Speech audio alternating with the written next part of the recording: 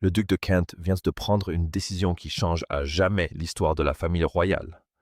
Il a transféré définitivement l'une des plus importantes collections privées de bijoux à Catherine, princesse de Galles. La transmission légale a été discrètement finalisée ce matin, au château de Windsor. Ce qui rend ce transfert si fascinant, c'est le choix délibéré du duc de contourner les personnes qui l'ont mené à bien. Âgé de 90 ans, il a en effet choisi de ne pas consulter ni le roi ni la reine consorte. Cette décision historique intervient le jour même du 11e anniversaire de la princesse Charlotte. Elle fait suite à une période de deuil profond après le décès de la duchesse de Kent en septembre 2025. Depuis la disparition de son épouse, le duc alors âgé s'est entièrement consacré à la préservation de son héritage. Son choix concernant ses saphirs révèle précisément à qui il confie l'avenir de la monarchie. Il envoie également un message clair quant aux personnes qu'il a choisi d'exclure de son patrimoine. Ce matin, à 9h45, les représentants légaux du domaine de Kent sont arrivés au château de Windsor. Ils étaient ainsi venus finaliser la remise officielle de la légendaire parure de saphir de Cambridge. Il s'agit d'une collection exceptionnelle de bijoux, historiques, parfaitement assortis, qui a marqué la famille de Kent pendant des décennies. La collection comprend un diadème, un imposant collier de plusieurs broches finement ouvragées et des boucles d'oreilles serties de diamants. C'est un témoignage précieux d'une époque royale aujourd'hui largement oubliée. La collection originale était en réalité bien plus importante avant que de graves difficultés financières ne frappent la famille. Certaines têtes en pièces majeures furent discrètement vendues aux enchères chez Christie's dans les années 1970. Le duc a vu de ses propres yeux les joyaux historiques de sa famille dispersés entre les mains d'acquéreurs privés. Il a gardé le souvenir douloureux de ses ventes pendant plus de 50 ans. Ce souvenir précis a influencé chacune de ses décisions concernant la collection de saphirs restantes. Ce transfert diffère fondamentalement des échanges habituels de diadèmes entre les maisons royales. Ces saphirs, en particulier, ne font pas partie des joyaux de la couronne détenus en fiducie pour la nation. Ils constituent une propriété strictement privée, ce qui signifie qu'ils peuvent être vendus, donnés ou légués à volonté. Le roi ne dispose d'aucune autorité légale pour exiger leur intégration à la collection royale. Cette indépendance juridique absolue explique pourquoi le duc a pu agir sans demander d'autorisation à quiconque. Ces pierres précieuses proviennent de la princesse Augusta duchesse de Cambridge et datent du début du XIXe siècle. Elles furent ensuite transmises à la reine Mary, qui les offrit à la mère du duc, la princesse Marina, en 1934. S'agissant d'un don personnel, elles ne furent jamais placées dans le coffre-fort Royal Central, géré par le monarque. Le duc agissait uniquement à titre privé, disposant de ses biens personnels. Il n'était en aucun cas un fonctionnaire royal chargé de gérer les biens de l'État pour la couronne. La décision du duc de léguer ses pierres à Catherine plutôt qu'à ses propres enfants est très révélatrice. Ses fils George et Nicolas sont des membres de la famille royale qui mènent une vie entièrement privée. Traditionnellement, lorsque des bijoux de valeur sont transmis à des membres de la famille sans fonction officielle, ils sont souvent vendus.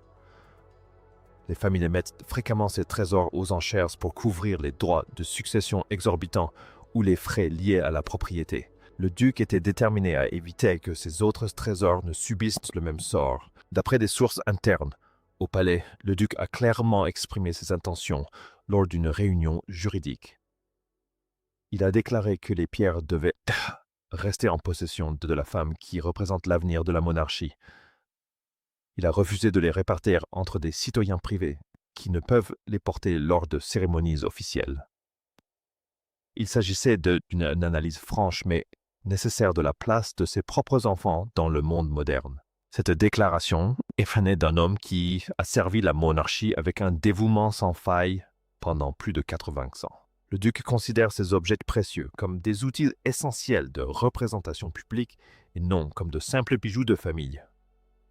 Il comprend que les bijoux de ce niveau revêtent une profonde valeur diplomatique et symbolique. Cette valeur ne se manifeste pleinement que lorsque ces pièces sont portées au service de la couronne. C'est là que l'autorité personnelle du duc de Kent et sa discipline militaire, acquise tout au long de sa vie, prennent tout leur sens. Il est l'un des 2 seuls membres de la famille royale à détenir le grade de maréchal. Il hérita de son titre de duc à l'âge de 6 ans après la mort de son père dans un accident d'avion en 1942 pendant la guerre. Durant 8 décennies, il a assumé ses engagements royaux avec une discrétion absolue et une loyauté sans faille. De fait, lorsque le duc ayant régné le plus longtemps dans l'histoire britannique prend une décision concernant son patrimoine, tous les regards sont tournés vers lui. Il a confié à ses exécuteurs testamentaires que son grade militaire et ses années de service n'étaient pas de simples formalités. Il constituait un moyen de pression pour garantir que les précieux saphirs de sa mère restent au sein de la famille royale. Il s'était juré de ne pas laisser ces pièces historiques se disperser. Il a usé de tout le pouvoir institutionnel dont il disposait pour préserver définitivement l'héritage familial. Ce transfert a été orchestré durant les jours sombres qui ont suivi les funérailles de son épouse. Des observateurs ont noté plusieurs rencontres privées entre le duc et de hauts conseillers du palais pendant cette période de deuil. Il examinait ce qui restait de l'œuvre de sa vie et préparait sa dernière mission. Sa planification successorale d'une précision quasi militaire a permis de déjouer toute autre prétention aux joyaux. Il a bloqué toute tentative de centraliser ses saphirs sous le patronage de la reine consorte. En s'appuyant sur les protections juridiques des domaines royaux privés, le duc a garanti le caractère définitif de sa décision. Dans le monde des Windsor, la possession n'est pas une simple règle. C'est la loi suprême. Le duc comprenait cette loi mieux que quiconque aujourd'hui. Beaucoup considèrent la relation entre Catherine et le duc de Kent comme une simple formalité.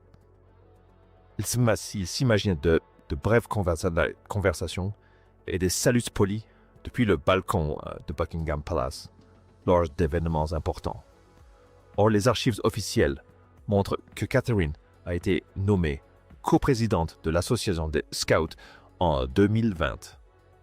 Elle a exercé ses fonctions directement aux côtés du duc qui occupait cette prestigieuse présidence depuis 1975. La nomination de Catherine à la coprésidence a constitué une transition de confiance soigneusement orchestrée.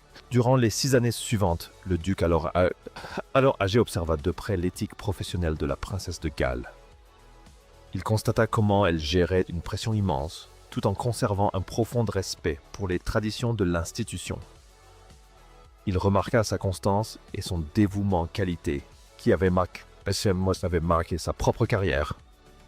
Le duc est un traditionnaliste qui accorde une importance primordiale au devoir, le plaçant bien au-dessus de toute ambition personnelle ou de toute forme de gloire.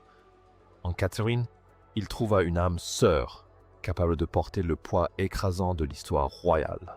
Il voyait en un dirigeant qui comprenait que le service consiste à être présent jour après jour. Son choix final d'héritier présente également une belle symétrie historique et linguistique. Les joyaux en question sont connus depuis toujours sous le nom de saphirs légendaires de Cambridge.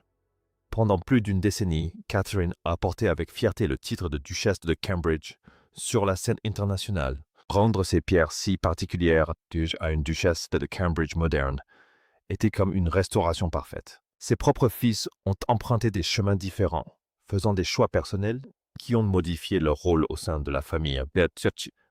George a épousé une catholique et Nicolas s'est converti, ce qui a complexifié leur position au sein des structures anglicanes traditionnelles.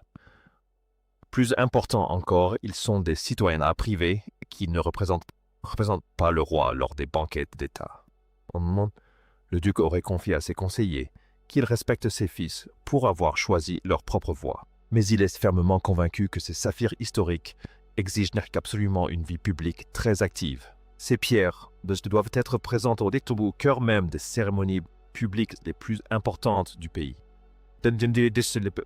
ne peuvent être relégués dans un coffre-fort ou vendus pour régler des droits de succession.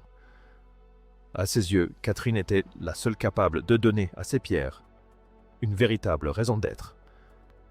Elle pouvait garantir qu'elle continue d'apparaître sur la scène internationale comme symbole de grâce. Cette décision crée une dynamique fascinante entre les deux femmes les plus influentes de la famille royale. La reine Camilla bénéficie naturellement d'un droit de préemption sur les joyaux de la couronne propriété de l'État. Son accès à la légendaire collection royale léguée par la reine Élisabeth est aujourd'hui sans égal.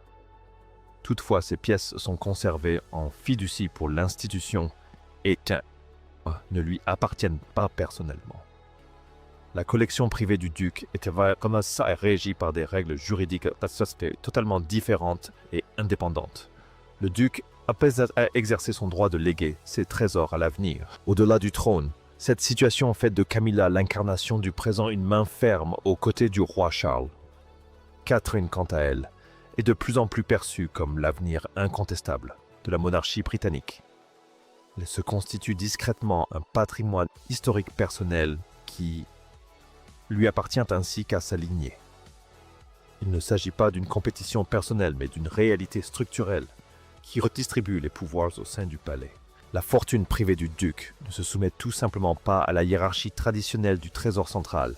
Les observateurs du palais remarquent que si la reine porte la couronne, c'est bien la princesse qui en est le véritable moteur. Chaque fois que Catherine porte un bijou chargé d'histoire, elle renforce son lien avec le public. La décision du duc garantit que ces saphirs spécifiques ne seront jamais intégrés à un inventaire royal anonyme. Ils resteront uniques, associés à jamais à celle qui marquera les décennies à venir. Une telle clarté est assez rare dans les cercles royaux, où l'ambiguïté et le compromis sont généralement de mise. Le dernier élément déclencheur de la décision du duc semble être la force de caractère dont Catherine a fait preuve au cours de l'année écoulée. Son apparition dans le classement Time Cent Health en mai 2025 a profondément impressionné le prince. Pour un homme de 90 ans soucieux de son héritage, cette reconnaissance internationale était la preuve de sa véritable nature. Le monde entier a été témoin de la grâce absolue dont Catherine a fait preuve face à son cancer, de son traitement à sa convalescence. Sa victoire l'a transformé d'une figure royale traditionnelle en un symbole mondial de résilience discrète. Début 2026, des sondages indépendants révélaient que sa cote de popularité avait atteint le niveau sans précédent de 90%. Elle était devenue l'atout le plus précieux et le plus aimé de la maison de Windsor. Pour le duc, témoin des hauts et des bas de la réputation royale, ce soutien populaire était crucial. Il était convaincu que des bijoux historiques de cette valeur devaient appartenir à une personne chère au cœur du peuple. Il voyait en ces saphirs les symboles du lien indéfectible qui unit la monarchie à ses citoyens. Catherine avait prouvé sous une pression inimaginable qu'elle incarnait à la perfection ce lien. Le duc confia à ses exécuteurs testamentaires que la tradition vise à transmettre des objets précieux aux générations futures. Il affirma que Catherine avait fait preuve d'une force qui dépassait ses titres et qu'elle avait pleinement mérité ses pierres. Il ne s'agissait pas d'un simple don, mais d'un investissement institutionnel mûrement réfléchi. Ce dernier culmina publiquement le 20 et 1 avril 2026, lors d'une cérémonie commémorant l'anniversaire de la reine Élisabeth II. Le duc fit sa dernière apparition publique, importante, s'entretenant discrètement avec la princesse. Les observateurs royaux interprétèrent immédiatement cette scène comme une transmission profondément symbolique du flambeau entre les générations. Un maréchal âgé et une future reine reconnaissaient en l'autre un sens du devoir commun. Les photographies de ce jour témoignent d'une compréhension tacite qui s'établissait entre eux sous la lumière du soleil.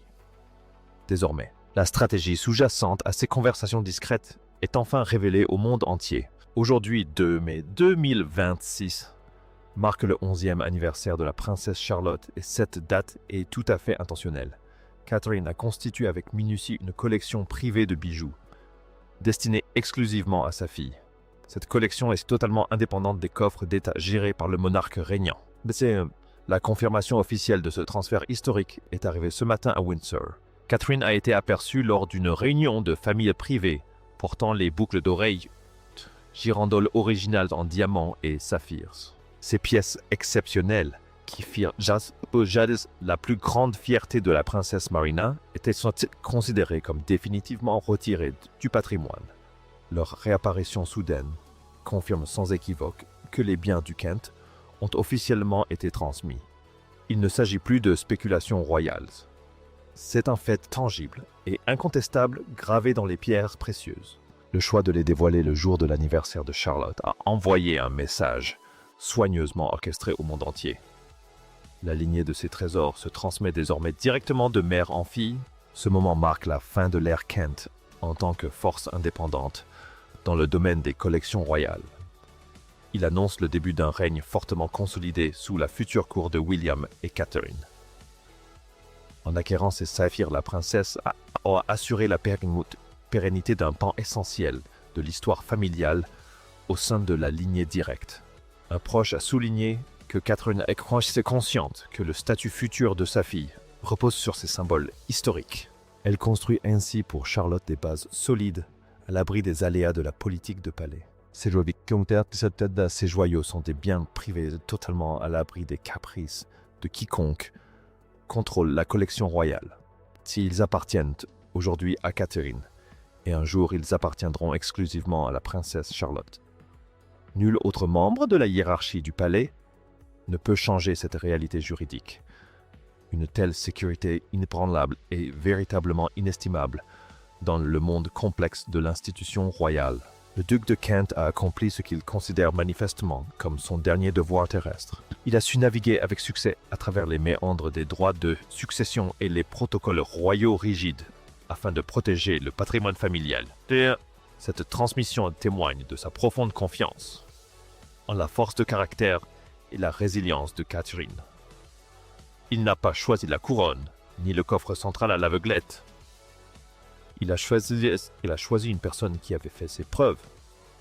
Il l'a choisie après avoir observé comment elle avait géré la pression publique intense et surmonté une crise de santé. Cette lucidité est le fruit d'une vie entière consacrée à l'apprentissage de l'appréciation du caractère humain. Le duc s'est fié à son propre jugement éclairé plutôt qu'à toute attente, et il a agi avec fermeté. L'image de ces saphirs qui scintillent aujourd'hui à Windsor témoigne éloquemment de son choix. Ils incarnent un lien parfait entre la grandeur du XIXe siècle et la réalité royale résolument moderne du XXIe siècle. Leur présence centrale garantit qu'ils seront visibles lors des moments les plus marquants de la vie nationale britannique. Ils ne disparaîtront jamais dans l'ombre d'une propriété privée ou d'une vente aux enchères publiques. Le duc a vu disparaître bien trop de trésors royaux inestimables. Au cours de sa longue vie, il a refusé que cela se reproduise agissant en toute autorité légale. En gérant son patrimoine avec autant de fermeté, il a définitivement écarté toute ambiguïté familiale. Les magnifiques saphirs de Cambridge sont enfin à leur place et ce chapitre de l'histoire est clos. La véritable pérennité de la monarchie britannique se manifeste dans ces liens tangibles d'or et de pierre. L'histoire ne s'écrit pas seulement à l'encre. Elle se grave dans les diamants que porteront les futures reines. Catherine n'a pas seulement constitué une magnifique collection, elle a brillamment assuré un héritage à sa fille. Elle l'a fait avec la bénédiction du seul homme dont l'autorité l'a rendu légalement possible. Le duc de Kent a passé 80 ans au service d'une institution lente, mais son dernier acte fut décisif. Il a confié son héritage à la seule personne en qui le public a véritablement confiance. Cette décision n'est pas un simple cadeau somptueux. C'est un verdict historique et retentissant sur le caractère de chacun. Un verdict dont l'écho résonnera avec force lors de chaque banquet d'État et réception diplomatique à venir. Le monde entier pourra constater la preuve de sa confiance à travers chaque photographie historique pendant les 50 prochaines années.